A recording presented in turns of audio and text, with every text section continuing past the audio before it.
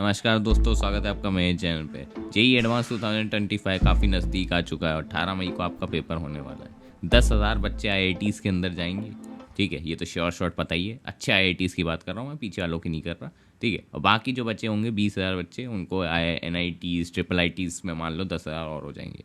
बाकी बच्चों का क्या, वो लेंगे या तो ड्रॉप या फिर प्राइवेट में एडमिशन लेंगे। अब आपको एक कड़वा सत्य बताता हूँ, आईआईटीज़ के अंदर अगर आपका सिलेक्शन होता है तो अपॉर्चुनिटीज़ आपको भर भर के मिलती हैं। 20 लाख का एवरेज पैकेज आपको मिल जाएगा। वही अगर आपने पढ़ाई कर रखी है कॉलेज के अंदर तो I am pretty sure 99% chance है आपका प्लेसमेंट हो जाता है।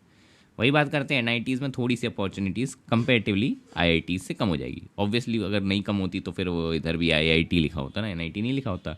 वही बात करें एवरेज पैकेज की तो यहाँ पे 15 LPA का आपको एवरेज मिल जाता है। वही अगर आपने कॉलेज के अंदर पढ़ाई कर रखी है तो 90% चांसेस हैं कि आपका प्लेसमेंट अच्छी जगह हो जाएगा।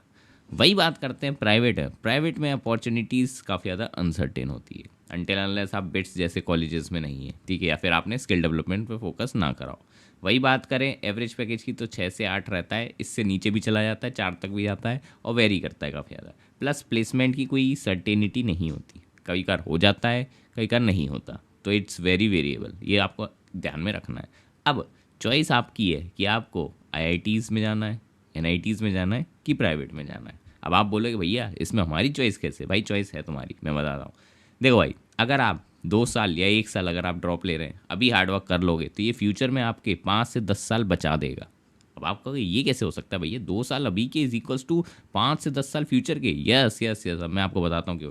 एग्जाम्पल ले लो, मेरा ये ले लो, मेरी 17 LPA की स्टार्टिंग सैलरी थी, स्टार्टिंग। ठीक है, अब जब मैं ऑफिस गया था तो मुझे पता चला वहाँ पे ऐसे ऐसे लोग थे जो 10 साल से जॉब कर रहे हैं। 10 साल मतलब 10 साल का वर्क एक्सपीरियंस है, उसके बावजूद भी उनकी सैलरी हमारे से कम थी।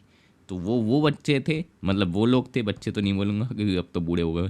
ठीक है, वो लोग थे जो प्राइवेट जैसी जगह से अपना ग्रेजुएशन वगैरह करे थे। ठीक है, तो 10 साल बहुत होता है। मैंने यार जेई निकाला 2 साल में घिस के, 3 साल मान लो। ठीक है, वहाँ वो लोग 10 साल ऑफिस में घिसे तब भी उनकी सैलरी मेरे से कम है। तो ये भाई एग्जिस्ट करता है। और महिदाबाद 1 साल बाद ही मेरा पैकेज 25 लाख का ऑफर हो गया था मेरे को। ठीक है, और महिदाबाद मैं तो केमिकल इंजीनियरिंग का हूँ, electrical EC MNC CSE branch की तो मैं बात ही नहीं कर रहा। वहाँ पे तो प्लेसमेंट पैकेज मेरा भी 2 से 3 गुना रहता है। और मैं इंडिया की बात कर रहा हूँ। कुछ बच्चे अभी ज्ञान पे लेंगे तो फॉरेन का क्यों लगा रहा है, अरे बेवकूफ़ों, मैं इंडिया की बात कर रहा हूँ। फॉरेन में तो CR में चला जाता है पैकेज, वो तो 5x 10x चला जाता है। ठीक है, अब ज़रा रियलिटी पे वापस आते हैं। सबसे पहले वीडियो के स्टार्टिंग में जल्दी से आज के डेली टारगेट अपन लिख देंगे। अब से मैं कम्युनिटी पोस्ट डाला करूँगा डेली। ठीक है, जिससे आप अपने डेली टारगेट्स वहाँ लिख देंगे तो अपन ये अब से डेली करा करेंगे। और देखो 25 दिन ही बचे हैं, ज़्यादा मस्ती नहीं कर सकते। अब आपको प्रॉपर प्लानिंग की ज़रूरत है। ठीक है, मैं आपको पूरा प्रॉपर स्ट्रेटेजी दूंगा। ठीक है, जिससे आपका मैक्सिमम आउटपुट मिलेगा।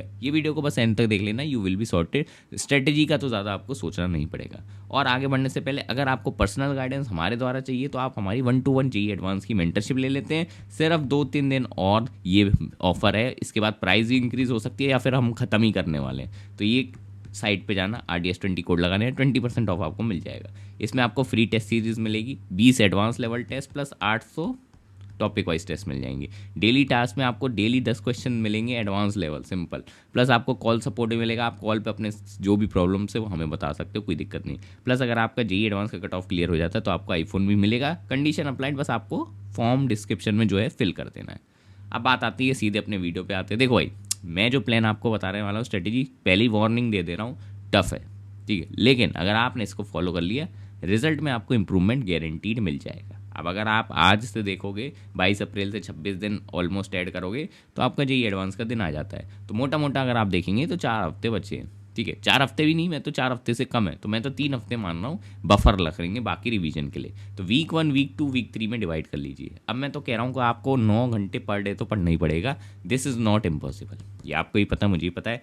बच्चे अभी भी 3-4 घंटे पढ़ रहे हैं, बेटा क्यों पढ़ रहे हो इतना? भी 3-4 भी मत पढ़ो, फिर तो सो जाओ, कोई दिक्कत नहीं है। ठीक है, 9 घंटे पढ़ना है मिनिमम, ये मस्ट है, इम्पॉसिबल नहीं है। और इसमें करना क्या है, सिंपल PYQ करना है और रिवीजन करना है और लास्ट से मॉक लगाना है। ठीक है, ये 3 वीक का प्लान अपना सेम रहने वाला है। 9 घंटे पढ़ेंगे, PYQ plus revision मॉक्स, PYQ plus revision मॉक्स, और लास्ट वीक में आप जो करना चाहे कर सकते हैं, कोई दिक्कत नहीं है। अब मैं आपको थोड़ा डिटेल में समझा देता हूँ कि बहुत ही ज़्यादा शॉर्ट कट में बता दिया था मैंने।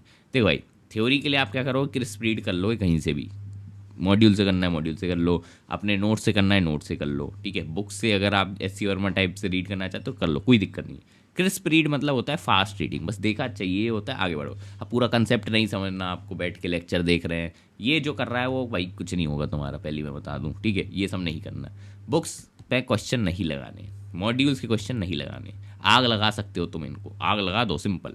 क्या करना है, सिर्फ PYQ, सिर्फ PYQ 47 ईयर्स वाली अगर आप बुक लोगे उसमें इतने क्वेश्चन होते हैं, आप करते ना थकोगे, सही बता रहा हूँ। मॉड्यूल्स पे जाने की टाइम मतलब आपको ज़रूरत नहीं पड़ेगी, बुक्स पे भी ज़रूरत नहीं पड़ेगी, इतने सफिशिएंट क्वेश्चन होते हैं। भाई आपको क्वेश्चन जब सॉल्व कर रहे हो तो एक चीज़ का ध्यान रखना है कि आपको फिगर आउट करना है उस क्वेश्चन में बेसिक क्या था, ठीक है। मान लेते कोई क्वेश्चन आया रेक्टिलिनियर मोशन का, तो उसमें कंसेप्ट क्या था, प्रोजेक्टाइल मोशन का बेसिक कंसेप्ट पूछा था, क्या पूछा था, तुम्हें बस ये फिगर आउट करना है हर एक क्वेश्चन में। ये बहुत इंपॉर्टेंट है, ये ही रिपीट होता है एडवांस के अंदर।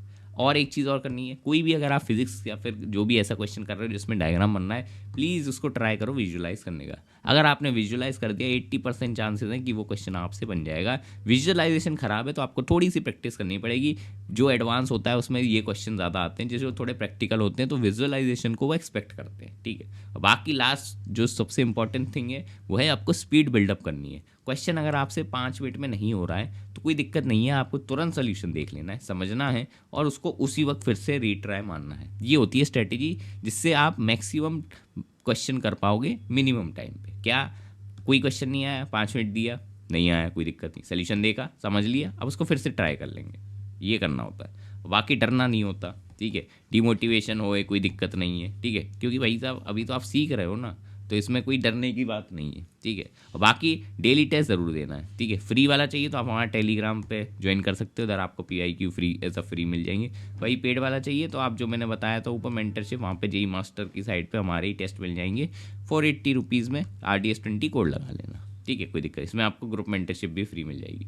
बाकी एक चीज़ याद रखना है, कोई भी टेस्ट सॉल्व कर रहे हो हमेशा स्लॉट में सॉल्व करो, 9 से 12 या 2:30 से 5:30, इसी स्लॉट में करना, क्योंकि इसी में आपका एक्चुअल पेपर होने वाला है, ये बहुत इंपॉर्टेंट है। बाकी मार्क्स से आपको फ़र्क नहीं पड़ना चाहिए, ये बहुत इंपॉर्टेंट है कि देखो टफ आएगा तो मार्क्स कम हो जाएंगे, इजी आएगा तो मार्क्स बढ़ जाएंगे। इन दी एंड आपको रैंक लानी है, मार्क्स से घंटा फर्क नहीं पड़ता। मान लेते हैं JEE एडवांस से ऐसे पेपर सेट कर दिया, 10 नंबर पे आ गई 4000 रैंक, बहुत ही हाइपोथेटिकल एग्जांपल बता रहा हूँ, ठीक है। तो उसमें भाई आप मार्क्स का क्या चार्ट डालोगे, नहीं ना, तो सिंपल है भाई, इन दी एंड रैंक लानी है, उससे घंटा नहीं फ़र्क पड़ता कि कितने मार्क्स आ रहे हैं। हाँ, अगर आपको फिर भी एक बेंच मार्क चाहिए, कितने मिनिमम आने चाहिए, तो 30% मार्क्स अगर आपके आ रहे हैं तो you are in a good position, don't worry. और बाकी अपनी ईगो को साइड कर देना जब भी आप क्वेश्चन सॉल्व कर रहे हो। टफ क्वेश्चन जैसे ही दिखे छोड़ दो प्लीज़, छोड़ दो प्लीज़, मानो सिर्फ मिड और ईजी वाले ही अटैम्प्ट करने हैं। ये अगर आप करने बैठ गए तो आपकी रैंक गायब है, पीछे चले जाओगे और कुछ नहीं है। ईजी मिड करके भी आप अंडर 5000 रैंक ला सकते हो, दिस इज़ पॉसिबल। और एक चीज़ याद रख लेना, PYQ मैंने बोला है करने को, but PYQ won't repeat, direct repeat नहीं होंगे, बट उनकी थीम रिपीट होगी। सेम ही फंडे पे वो बार बार क्वेश्चन पूछता है एडवांस। अगर आप कोई भी PYQ उठाना और उसका चैप्टर उठा लेना, आपको पता चलेगा हाँ भैया आप सही बोल रहे हो, थीम ज़रूर रिपीट होती हैं।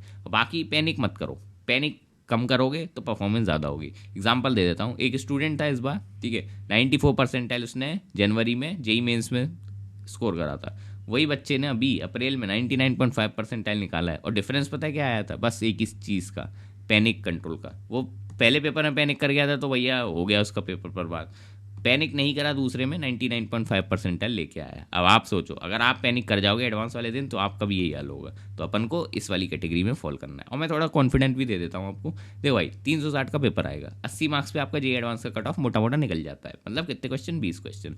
वही बात करें 120 मार्क्स पे आपकी ऑल इंडिया रैंक अंदर 10,000 आ जाएगी, मतलब IIT कन्फर्म है अगर आपने सिर्फ 30 क्वेश्चन कर लिए। वही अगर आप ना 160 मार्क्स ले आए, मतलब अंडर आपकी 5000 रैंक या 4000 रैंक आ जाएगी, कितने क्वेश्चन पे, 40 क्वेश्चन पे, ठीक है।